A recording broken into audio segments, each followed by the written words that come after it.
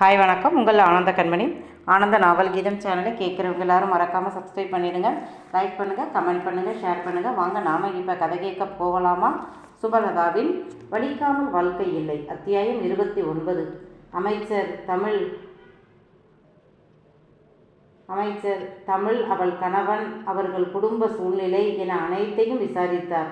அப்போதுதான் அந்த ஐடியா அவருக்கு வந்தது. மகனிடம் சொல்ல, அவனுக்கும் வீராவிற்கு திருமணம் பேசிய பெண் ஒருத்தி இருப்பது தெரியும். ஆனால் கண்டுக்கலை. காரணம், அவள் கிராமத்து பெண், வசதி இல்லாத அன்னக்காவடி என்றுதான் விட்டுவிட்டான். ஆனால் அமைச்சருக்கு இப்போ உடனடி தேவை, மகனுக்கு சீட்டு கிடைக்கணும். என்ன மிரட்டினாலும் இவன் ஜெயிக்க மாட்டான் என்று கட்சி தலைமை சீட்டு கொடுக்க மாட்டேங்கிறாங்க. அதற்கு ஒரே வழி, மகனை ஜெயிப்பான் என்று கட்சி தலைமைக்கு உறுதியாக தெரியணும். அதற்கு ஒரே வழி, அந்த தொகுதியில் அன்பு செல்வத்தின் குடும்பத்தார் மட்டுமில்லை, அவர் பெயரை சொல்லி யார் நின்றாலும் ஜெயித்து விடலாம். இது கட்சிக்கே நன்றாக தெரியும். ஆக இப்ப அன்பு செல்வத்தின் பேத்தியை மகனுக்கு திருமணம் பண்ணணும். இவன் பண்ணி வச்ச கலாட்டாவிற்கு நேரடியாக போய் பெண் கேட்டால் கொடுக்க மாட்டார்கள். பிறகு எப்படி கேட்கலாம் என்று யோசித்து வழி கண்டுபிடித்தவர், முதலில் மகன் மனைவியை சம்மதிக்க வைக்கணும் என்று அவர்களிடம் பேசினார். அவர் மனைவி முடியாது என்று மறுத்துவிட்டார். மகனிடம் சூழ்நிலை பற்றி சொல்ல, எல்லாவற்றையும் விட அவன் சம்மதிக்க ஒரே காரணம், மைத்திலியை தன்னிடம் இருந்து காப்பாற்றிய அந்த வீராவிற்கே தெரியாமல் அவனுக்கு பேசி வைத்த அவன் அக்கா மகளை இவன் கல்யாணம் பண்ணி அவன் முகத்தில் கரியை பூசணும் என்பதுதான். ஆனால் பெண் பட்டிக்காட்டு பெண்ணாச்சே என்று சொல்ல, அதெல்லாம் இல்லை, பிஜி படிச்சிருக்கா, பொண்ணு ரொம்ப அழகா இருக்கா என்று அமைச்சர் ஸ்ரீபிரியாவின் போட்டோவை காட்ட அதன் பிறகே சம்மதித்தான். அவன் அம்மா அந்த அன்னக்காவடியை கட்டக்கூடாது என்று சண்டை போட, உன் மகன் எம்எல்ஏ ஆகி மினிஸ்டர் ஆகி கோடி கோடியாக சம்பாதிக்கிறது முக்கியமா? வர்ற பொண்ணுக்கு 10 கோடி 20 கோடி சொத்து வர்றது முக்கியமா? நல்லா யோசனை பண்ணு. இந்த இந்த இந்த சான்ஸை விட்டால் உன் மகனுக்கு கட்சியில் சீட் கொடுக்கவே மாட்டாங்க. அவன் தேர்தலில் நின்று ஜெயிக்கவே முடியாது. உன் பிடிவாதத்தை விட்டுட்டு என்ன, அவனுக்கு கிடைக்க வேண்டிய ஆட்சியும் அதிகாரமும் நம்ம கையில் இருந்தால் தான் நல்லது. அதிகாரமும் நம்ம கையில் இருந்தால் தான் 4 பேர் நம்மளை மதிப்பாங்க என்று சொல்லி பொண்டாட்டியை மூளைச்சலவை செய்துவிட்டு அவருக்கு வேண்டிய ஆள் மூலம் தமிழின் கணவன் கணபதியை வரவழைத்து அவரே பேசினார். உங்கள் மாமனாருக்கு இப்போ தெரிஞ்சால் இந்த கல்யாணத்தை நடத்த விட மாட்டார். அதனால் ஊரில் யாருக்கும் சொல்ல வேண்டாம் என்றவர் மகனின் ஃபோட்டோவை மட்டும் அனுப்பி வைத்தவர். தமிழ், அவள் புருஷன் ஸ்ரீ மூவரை மட்டும் தனக்கு வேண்டியவர் வீட்டுக்கு வரச் சொல்லி தேனாய் இணைக்க பேசி, அவரும் அவர் மனைவியும் முறைப்படி அங்கே அந்த வீட்டில் பெண் பார்த்து நிச்சயம் செய்து வைர ஆரம் நெக்லஸ் போட்டு உறுதிப்படுத்திவிட்டு போனார்கள். இதில் ஸ்ரீக்கு தான் பெரும் சந்தோஷம். அவள் வீராவை கல்யாணம் பண்ண நினைத்ததே நல்ல உழைப்பாளி, காலம் பூரா ஆயா வீட்டில் அதட்டி உருட்டி சௌகரியமாக வாழலாம் என்றுதான். ஆனால் வீரா மைத்திலியை திருமணம் செய்து கொண்டு வந்தபோது அவள் அதிகம் பயந்தது, இனி எப்படி என் வாழ்க்கை இருக்கும், நல்ல வசதியான இடம் கிடைக்குமா என்றுதான் பயந்தாள். ஆனால் இப்போ வீராவை விட அழகும் படிப்பும் 1000 மடங்கு பணக்காரன் அமைச்சரின் மகன்தான் மாப்பிள்ளை என்றதும் அவள் கிறுகிறுத்து போனாள்.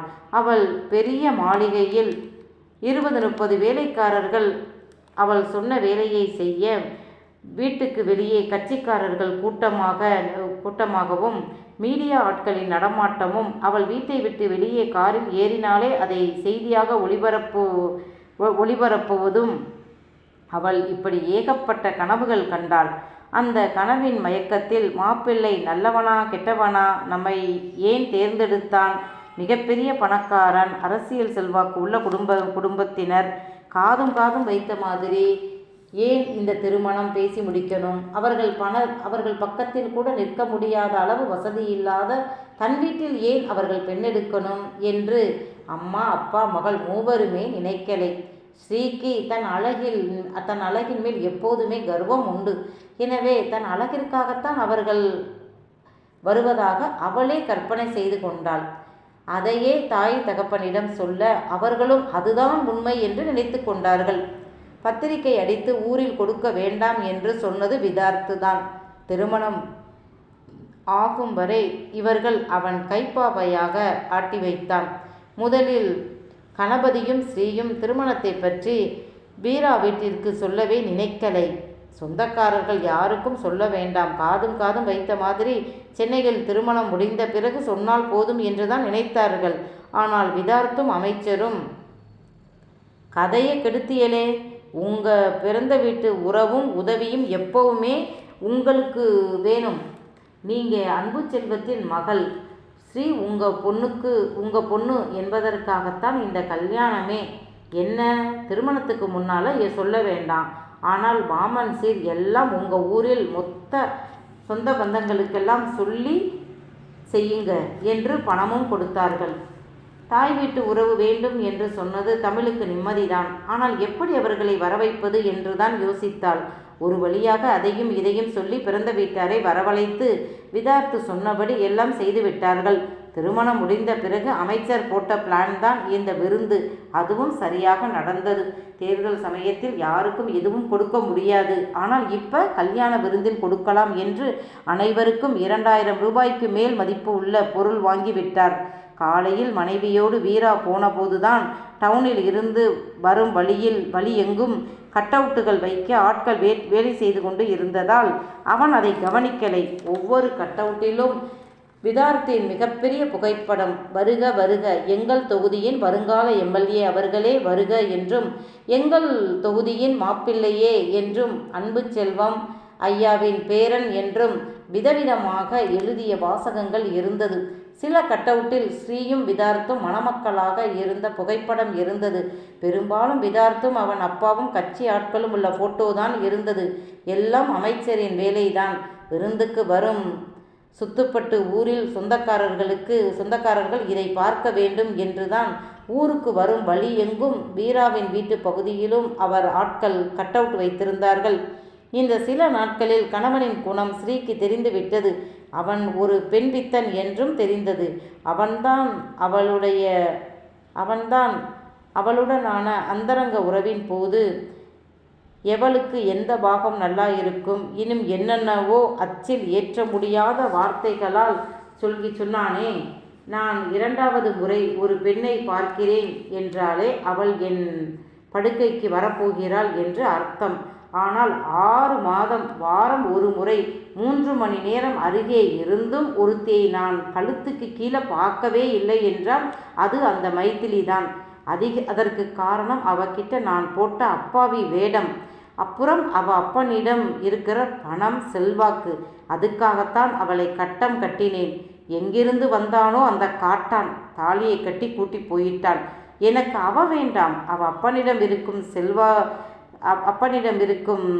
செல்வாக்கும் ஊரில் உன் தாத்தாவுக்கு இருக்கும் செல்வாக்கும் வேணும். முதல் விஷயம் இல்லைன்னு ஆகிப்போச்சு. 2வதுக்குத்தான் உன் கழுத்தில் தாலி கட்டி இருக்கேன். இல்லைன்னா பிச்சைக்கார குடும்பம் உன் வீட்டில் போய் என் அம்மா பெண்ணெடுக்க விடுவாங்களா? என்ன பண்ணுறது? என்னை ஜெயிக்க வைக்க வேண்டியது உன் குடும்பத்தார் வேலைதான். உன் அப்பனை பார்த்தா எவனும் ஓட்டு போட மாட்டான். நீயும் உன் அம்மாவும் உன் தாத்தா காலில் விழுந்து கெஞ்சியோ எப்படியோ சரி, அவரை மிரட்டினாலும் சரி, தேர்தலில் எனக்கு ஆதரவாக அவர் பேசணும் என்றான்.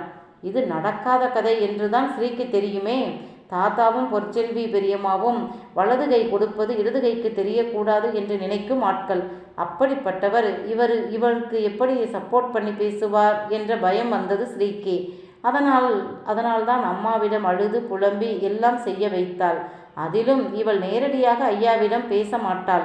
எப்படியாவது என் புருஷனை இவர்கள் ஜெயிக்க வைத்து விடணும். பிறகு என் புருஷன் மினிஸ்டர் ஆகி விடுவார். அதன் பிறகு நான் அமைச்சரின் பொண்டாட்டி என்று என் புருஷனோடு ஊருக்குள் போகும்போது எனக்கு கிடைக்கும் மதிப்பு மரியாதைக்கு முன்னால இவருடைய குணத்தை சகித்து போவதுதான் எனக்கு நல்லது என்று ஸ்ரீ முடிவு செய்து விட்டாள். அமைச்சரும் அவர் மனைவியும் ஒரு காரிலும், விதார்த்தும் ஸ்ரீபிரியாவும் ஒரு காரிலும் வர, கூடவே முன்னும் பின்னும் 4-5 கார்கள் வந்தது. வீராவின் வீட்டின் முன் நின்றது. காரை விட்டு இறங்கிய விதார்த் வீட்டைத்தான் பார்த்தான். என்னடி பழைய கால ஓட்டு வீடா இருக்கு இந்த வீட்டில் இருக்கிற உன் தாத்தாவையா இந்த ஊர்க்காரனுங்க இப்படி மதிக்கிறானுங்க என்றவன் பக்கத்தில் இருந்த பெரிய 2 மாடி வீட்டை பார்த்ததும், அதுவும் உன் தாத்தா வீடுதானா என்று கேட்க, இல்லை, அது மைத்திலியோட வீடு என்றாள். விதார்த்த முகம் இறுகியது. கைவிட்டு போன மகாலட்சுமி அவ. உன் மாமன்காரன் சமயம் பார்த்து தட்டிக்கிட்டு போயிட்டான் என்றான் குரோதத்தோடு. அமைச்சர் காளிதாசிற்கு மக்களின் நாடி பிடித்து பார்க்க தெரியும். எளிமையா இருக்கும் இவரை போன்ற ஆட்களைத்தான் மக்கள் எப்போதும் கொண்டாடுவார்கள். அரசியல்வாதிகள் அவர்களை பயன்படுத்தி ஓட்டு வாங்கி கொண்டு அப்புறம் அவர்களை மறந்தும் போய்விடுவார்கள் என்று தெரிந்தவர் அவர். அவர் மனைவியும் வீட்டை பார்த்து மகனை போல் இலக்காரமாகத்தான் பார்த்தாள். அன்பு செல்வமும் செந்தாமரையும் வந்தவர்களை ஆரத்தி எடுத்து வரவேற்றார்கள். என்ன அத்தை, என் கொழுந்தியாதானே ஆரத்தி எடுக்கணும், அவளை காணோம் என்று ஏதோ இயல்பா உரிமையா கேட்குற மாதிரி விதார்த்து கேட்க ஸ்ரீயின் மனம் துணுக்குற்றது. அவன் தன் தங்கை தேவியை பற்றி சொன்னதுதான் அப்போது அவளுக்கு ஞாபகம் வந்தது. பரவாயில்லைடி, உன்னை கட்டினதுக்கு இலவச இணைப்பா உன் தங்கச்சியும் அழகா கும்முன்னு தான் இருக்கிறா என்று பொண்டாட்டியிடம் கூசாமல் சொன்னவன் தானே அவன். அதை கேட்டபோது ஸ்ரீக்கு சுருக்கென்றுதான் இருந்தது.